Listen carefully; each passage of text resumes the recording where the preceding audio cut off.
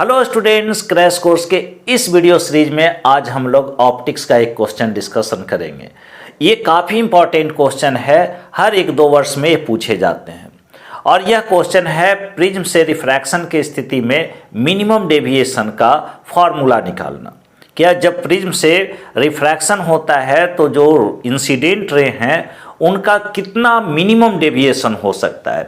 तो जैसा कि आपको पता है कि प्रिज्म जो है एक दो प्लेन सरफेसेस के बीच एक ट्रांसपेरेंट मीडियम का एरिया है जो कि घिरे होते हैं किसी पार्टिकुलर एंगल पर। मतलब दो प्लेन सरफेस किसी पार्टिकुलर एंगल पर इस प्रकार से झुके हों और इनके बीच का मीडियम जो हो एक ट्रांसपेरेंट मीडियम हो जिसकी रिफ्रैक्टिव इंडेक्स हवा से क्या हो, ज़्यादा हो। ऐसे भी कोई भी अगर अलग मीडियम है, हवा के अलावा मीडियम है, तो इसका रिफ्रैक्टिव इंडेक्स हवा से ज़्यादा होगा। तो इस संरचना को, इस अरेंजमेंट को हम लोग प्रिज्म कहते हैं। यह ए बी जो है रिफ्रैक्टिंग सरफेस होता है, ए सी भी refracting surface, A B C prism का बेस हुआ। ये एंगल ऑफ प्रिज्म कहलाता है, एंगल ऑफ प्रिज्म कहलाता है, जिसको सिंपल ए लिखेंगे। अब अगर इसकी रिफ्रैक्टिव इंडेक्स म्यू है और इधर एयर है, इधर भी एयर है, और कोई रे अगर एयर से जाकर इस प्रिज्म में प्रवेश करती है तो नॉर्मल की ओर मुड़ेगी, और नॉर्मल की ओर मुड़ेगी, फिर इसमें प्रिज्म में कुछ दूर तक आगे बढ़ेगी, फिर एसी सरफेस से रिफ्रैक्शन होगा, फिर उसका कहाँ इमर्जेंट होगा, एयर में। तो ऐसे स्थिति में फिर उसका रिफ्रैक्शन होने के कारण नॉर्मल से क्या होगा, दूर भागेगा। तो इस तरह से इंसिडेंट रे और रे ऑफ इमर्जेंस के बीच में एक डेविएशन होता है। उस डेविएशन का फॉर्मूला हमको निकालना है और मिनिमम डेविएशन का क्या कंडीशन होता है सारा डिस्कशन करेंगे। तो आते हैं हम लोग प्रिज्म को डिस्कस करते हैं। तो लिखेंगे let A B C is a prism having angle of refraction या angle of prism is mu. और इसको हम लोग समझेंगे कि ए बी सरफेस पर एक रे पी क्यू कोई इंसिडेंट हो रही है, पी क्यू कोई रे इंसिडेंट हो रही है। यह मेरा हो गया प्रिज्म ए बी सी, यह प्रिज्म है और इस पर कोई रे पी क्यू आ रही है। ये पी क्यू हम लोग एक रे भेजे, पी क्यू यह रे है। अब देखिए यहाँ पर इसका रिफ्रैक्शन होना है। क्यों? क्योंकि इधर एयर है और यहाँ का प्रिज्म के मटेरियल का रिफ्रैक्टिव इंडेक्स है म्यू। इधर भी बाहर भी है एयर, बाहर भी है एयर। ऐसे स्थिति में यहाँ पर रिफ्रैक्शन को समझने के लिए हमको नॉर्मल खींचना पड़ेगा सरफेस ए बी पर। इस नॉर्मल को खींचने के लिए ए बी सरफेस पर हमने एक नॉर्मल खींच दिया डॉटेड लाइन में, डॉटेड लाइन में। मतलब ये ब्लैक लाइन और ये ग्रीन लाइन आपस में परपेंडिकुलर है। अब यहाँ से ये एयर से ग्लास में जा रहा है या एयर से इस मीडियम में जा रहा है, तो यहाँ रिफ्रैक्शन होगा। सपोज कि यह एंगल ऑफ इंसिडेंट है आई। जब रेयर मीडियम से डेंसर मीडियम में कोई लाइट जाता है तो आपको पता है टुवार्ड्स नॉर्मल बेंड्स करता है। ऐसे इसका ओरिजिनल पाथ जो होता है इसी लाइन पर, अगर सेम मीडियम होता, एयर ही होता, तो इसी लाइन पर ये आगे निकलता। आप जानते हैं ऐसा सेम मीडियम में प्रकाश जो है, लाइट जो है, वह स्ट्रेट लाइन को फॉलो करती है। लेकिन due to change in medium और rare medium to denser medium का सवाल है, तो यहाँ ये टुवार्ड्स द नॉर्मल बेंड्स कर जाएगी। यह इस टाइप से यहाँ बेंड्स करेगी। ये एंगल ऑफ रिफ्रैक्शन हो गया आर। अगेन यहाँ पर फिर से रिफ्रैक्शन होगा, अब फिर मीडियम चेंज कर रहा है। तो फिर से रिफ्रैक्शन को समझने के लिए हम लोग इस पॉइंट पर एक नॉर्मल ड्रॉ करेंगे। नॉर्मल ड्रॉ किए, यह नॉर्मल का लाइन हुआ। अब इस बार जो है लाइट रे वो डेंसर मीडियम से रेयर मीडियम में जा रहा है। ऐसे स्थिति में अब जो है टुवार्ड्स द नॉर्मल नहीं बल्कि अवे फ्रॉम द नॉर्मल इसका मुड़ेगा। तो ये इस टाइप से नॉर्मल से दूर मुड़ गया, नॉर्मल से दूर मुड़ गया। क्यों? क्योंकि इधर का मीडियम एयर था। इस एंगल को हमने आर डैश लिया जो कि आगे के रिफ्रैक्शन के लिए एंगल ऑफ इंसिडेंट होगा। ये एंगल ऑफ इमर्जेंस जिसको कि हमने आई डैश कहा। अब देखिए ओरिजिनल पाथ इसका यह है और इस पाथ पे निकला है, तो अपने ओरिजिनल पाथ से जितना एंगल बनाकर मुड़ा उसी को हम लोग एंगल ऑफ डेविएशन कहेंगे। तो इसको जब हम लोग पीछे बढ़ाएं, इस टाइप से पीछे बढ़ाएं, तो ये हमको दिखा कि ये एंगल यही इतना एंगल से डेविएशन हुआ है। इस एंगल ऑफ डेविएशन को डेल्टा लिख दिए। अब देखिए यह एंगल आई है, एंगल ऑफ इंसिडेंट, यह आर, और यह एंगल आर डैश, क्या है आर डैश, और यह एंगल ऑफ इमर्जेंस जो कि आई डैश है। अगर इधर से रे भेजते रिवर्स तो सेम सिचुएशन होता, इधर रे ऑफ इमर्जेंस होता। ये एंगल ऑफ डेविएशन हुआ। चलो इसका नाम हम लोग लिख देते हैं, इस पॉइंट का ओ, और यह पॉइंट हुआ मेरा ओ डैश।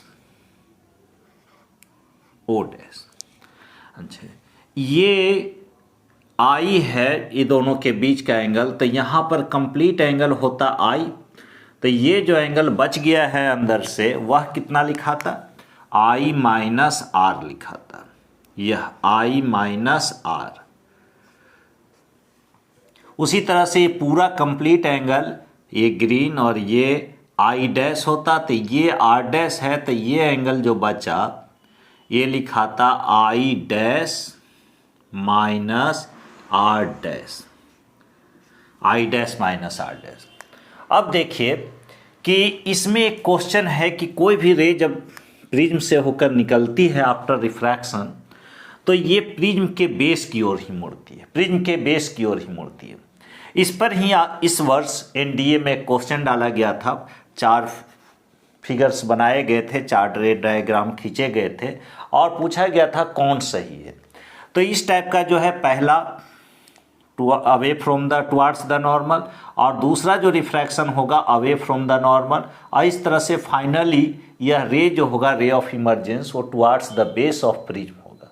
तो उस अनुसार से आपको ऑप्शन लगाना था, तो ऑप्शन ए शायद सही था। देख लेंगे बाद में उस क्वेश्चन को भी हम लोग। यहाँ पर अब हम लोग मिनिमम डेविएशन को निकालना चाहते हैं, तो मिनिमम डेविएशन डेल्टा निकालना चाहते हैं। एक चीज़ और याद रहे, मिनिमम डेविएशन के लिए शर्त है कि I equal to I dash होना चाहिए and R equal to R dash होना चाहिए। ये आता है मैक्सिमा मिनिमा से। किसी और वीडियो में हम ये करके दिखलाएंगे, लेकिन हम लोग यहाँ क्वेश्चन कंप्लीट कर रहे हैं कि प्रिज्म से रिफ्रैक्शन के कंडीशन में आप मिनिमम डेविएशन का फॉर्मूला ज्ञात कीजिए, फाइंड आउट कीजिए। तो यहाँ हम लोग लेकर चलेंगे, एक ट्रायंगल दिख रहा होगा, ट्रायंगल इसको कह दिए पी क्यू इस पॉइंट को, और यह पॉइंट हुआ R S. In triangle Q O dash R में हम लोग लिखेंगे in triangle Q O dash R, in triangle Q O dash R. तो देखिए ये डेल्टा क्या है, डेल्टा एक्सटीरियर एंगल है, तो exterior angle sum of 2 opposite angle होता है। तो यहाँ पर लिखेंगे delta is equal to I minus R plus I dash minus R dash, I dash minus R dash. तो और डेल्टा इज इक्वल टू क्या लिखा जाएगा, I plus I dash minus R plus R dash. इसको number A कह दिए या number 1 कह दिए, नंबर 1 हुआ। अब यहाँ पर हम लोग एक ट्रायंगल देखें A Q R, in triangle A Q R, या इन ट्रायंगल इसमें लेकर चलते हैं Q O R, in triangle Q O R triangle में angle R plus angle O plus R dash is equal to 180 degree होगा, 180 degree, ए number 2। अब एक quadrilateral है A Q O R. Now in quadrilateral A Q O R, तो आपको पता है कि किसी भी क्वाड्रिलेटरल में सम ऑफ ऑल एंगल्स कितना होंगे 360। तो यहाँ पर अगर लिखें एंगल ए, जो कि सिंपली एंगल ए होगा, और ये एंगल ए क्यू ओ 90 हो जाएगा। ए क्यू ओ, क्योंकि ये ब्लैक स्ट्रेट लाइन पर, ये ग्रीन क्या है, परपेंडिकुलर है, नॉर्मल ड्रॉ किए हैं, तो 90 degree plus angle O plus angle A फिर 90 डिग्री, इसके साथ 90 है, 90 डिग्री इक्वल टू 360। अब एंगल ए को सिंपली ए लिखे और एंगल ओ 90 90 180, उधर जाकर हो गया 360 माइनस 180, तो 180 डिग्री। ये इक्वेशन थर्ड। अब देखिए इक्वेशन सेकेंड और थर्ड का RHS वैल्यू सेम है, तो फ्रॉम सेकेंड एंड थर्ड क्या हो जाएगा, angle R plus angle O plus angle R dash is equal to angle A, जिसको कि सिंपल A लिखे हैं, plus angle O। Angle O cancel हुआ, तो हम लोग लिख सकते हैं एंगल R ही लिखा हुआ है, एंगल R डैश को सिंपल R डैश लिखे हैं, तो R प्लस R डैश कितना हो गया, A हो गया, ये 4 हो गया। अब R plus R dash A हो गया, तो R प्लस R डैश की जगह पर हम लोग A लिखेंगे। अब देखिए यहाँ पर फॉर मिनिमम डेविएशन, अगर डेविएशन मिनिमम हो, मिनिमम डेविएशन की बात कर रहे हैं, मतलब ये डेल्टा मिनिमम हो, डेल्टा एम हो, मिनिमम डेविएशन हो। For minimum deviation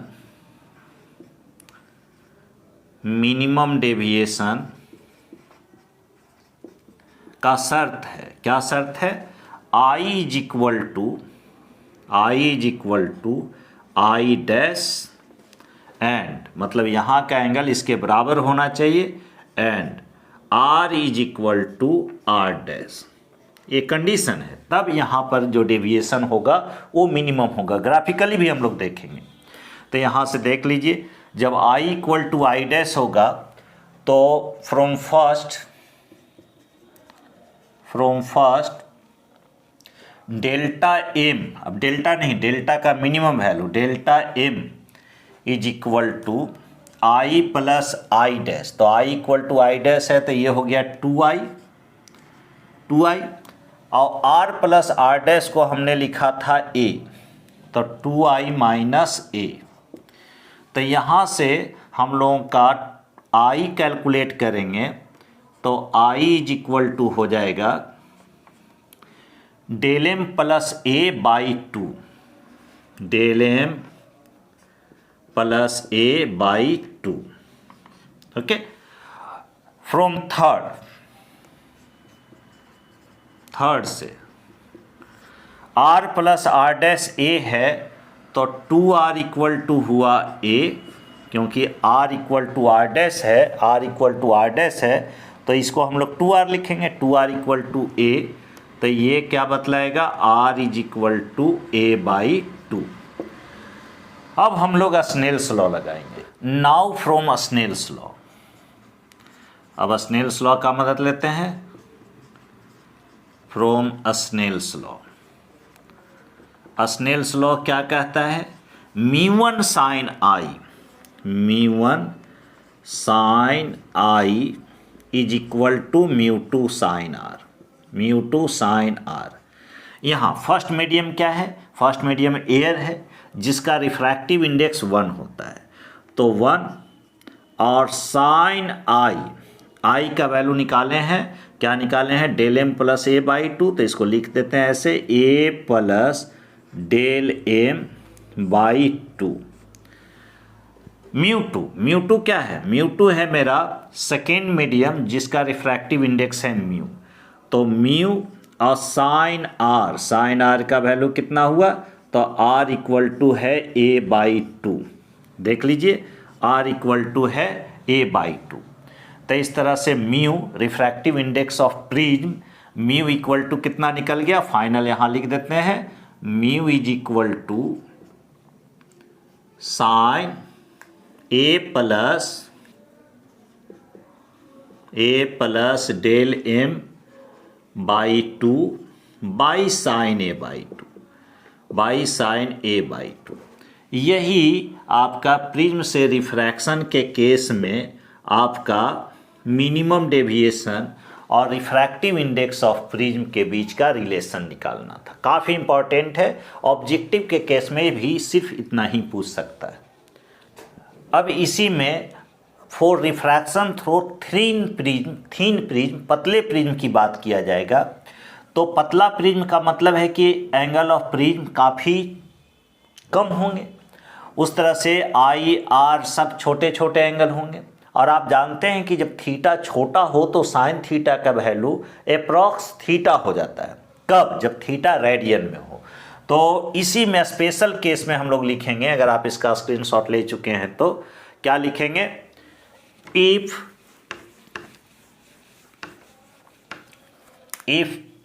prism is थीन, या फॉर थीन प्रिज्म, पतले प्रिज्म की बात करें तो फॉर थीन प्रिज्म।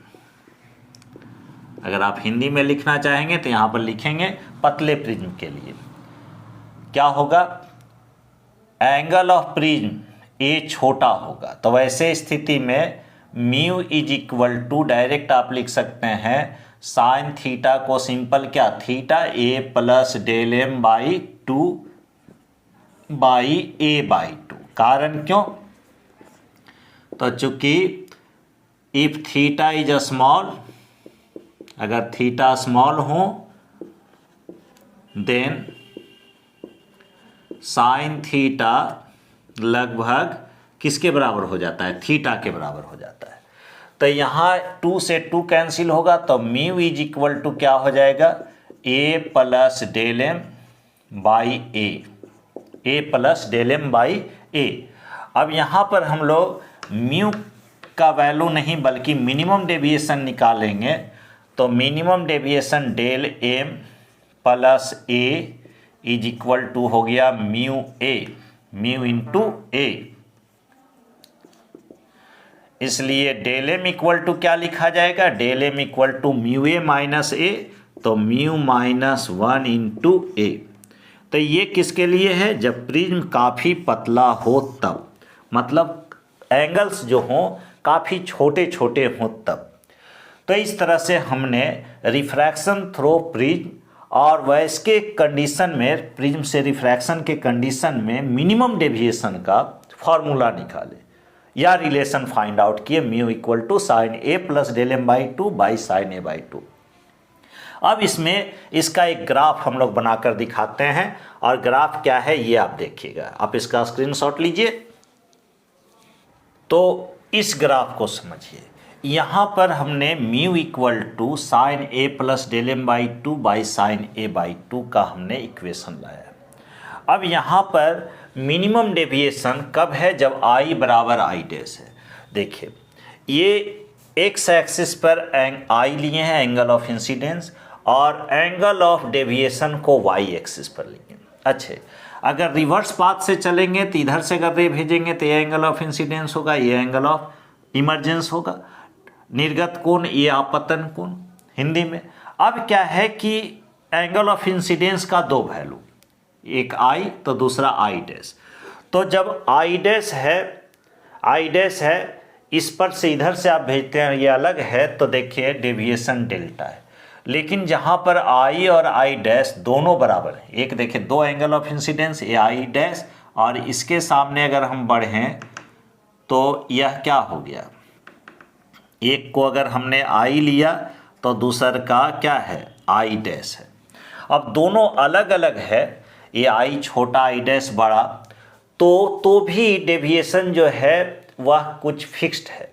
जैसे इस पर एक्स एक्सिस के पैरेलल एक लाइन खींचे तो ये डेविएशन के कर्व को दो जगह कट कर रहा है, मतलब दो जगह कट कर रहा है। इसका मतलब डेविएशन का वैल्यू एक ही है लेकिन एंगल ऑफ इंसिडेंस अलग अलग है। तो एंगल ऑफ इंसिडेंस अगर अलग अलग होगा तो डेविएशन क्या है, डेल्टा है। और डेविएशन एक जैसा नहीं है, डेविएशन का मान घटते गया है, घटते गया है, घटते गया है, लेकिन जैसे ही आई बराबर आई डैश हुआ है तो ये डेविएशन मिनिमम हुआ। देखिए मिनिमम मतलब मिनिमम डेविएशन यही मिल रहा है जहाँ पर आई बराबर आई डैश है। अब फिर इस पॉइंट पर चलते हैं, इस पॉइंट के लिए। तो इस पॉइंट के लिए देखिए, इस पॉइंट पर पहुँचने के लिए हमको डेविएशन तक पहुँचने के लिए कोई और डेविएशन हो गया, इसको डेल्टा 1 कहें, डेल्टा 2। तो डेल्टा 2 के स्थिति में फिर दो एंगल ऑफ इंसिडेंस होंगे, एक यहाँ पर होगा और एक यहाँ होगा। मतलब एंगल ऑफ इंसिडेंस अलग अलग हो दोनों जगह तो डेविएशन क्या होगा, मिनिमम से थोड़ा ज़्यादा होगा। लेकिन यहाँ पर डेविएशन मिनिमम है और एक कब है, जब आई बराबर आई डैश है। तो ये ग्राफिकली हम लोग इसको ऐसे करके रिप्रेजेंट करेंगे कि एंगल ऑफ डेविएशन और एंगल ऑफ इंसिडेंस के बीच अगर ग्राफ प्लॉट करना हो तो यही ग्राफ को दिखलाएंगे। और यह जो पॉइंट होगा ये मिनिमम डेविएशन का होगा और ये कब मिलेगा, जब एंगल ऑफ इंसिडेंस और एंगल ऑफ इमर्जेंस दोनों क्या होंगे, बराबर होंगे। तो होप सो कि आप इसको समझ गए होंगे। अगर वीडियो अच्छा लगता है तो ज़रूर लाइक कीजिए, अपने दोस्तों के बीच शेयर